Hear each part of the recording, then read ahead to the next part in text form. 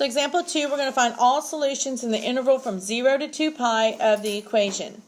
Now this one's different. This one's got more stuff going on, doesn't it? Yeah.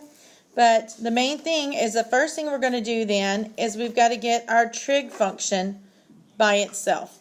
So the part that I just boxed in has to be by itself. So what are we going to get rid of first? Okay. So when I do that, I'm going to get 2 sine of x minus pi over 4 equals 1. Okay.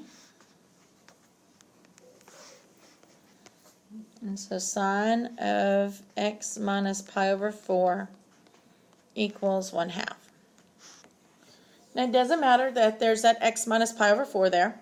Okay. We've got the trig function by itself. And so we're going to start out now just like we did in example 1. We'll deal with the x minus pi over 4 at the end. So I want to know first, sine is positive. So what quadrants are we looking at? Quadrants 1 and 2. So I'm going to have a quadrant 1 answer. And I'm going to have a quadrant 2 answer. Whoops. I don't want to put them above each other because we're going to have to do some work. So I'll just do it here. So quadrant 1 and quadrant 2. Like 39. Okay, so what is sine, x or y? Y. So where is our y value going to be 1/2? So it's pi over 6. So we're going to have pi over 6. Oops. First, I got to put my angle, right? Well, what's my angle this time? X minus pi over 4. Set that equal then to the pi over 6. And so in quadrant 2, I'm going to put my angle, x minus pi over 4, equal to, what's the angle in quadrant 2 that has a reference angle of pi over 6? 5 pi over 6. Good. Remember, just subtract it from pi because it's in quadrant 2.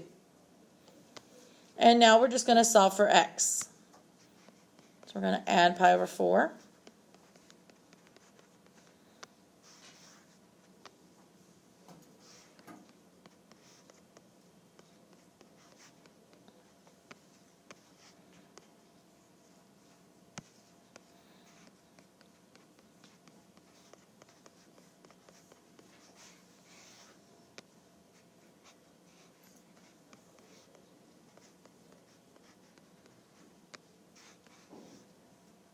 And we get both of our angles. Now, why did I not put plus 2 pi in on this one? I'm restricted from 0 to 2 pi. Okay, the only time we'll do things a little different on that is if it has a multiple angle. Otherwise, if it says from 0 to 2 pi, you don't put the plus 2 pi in.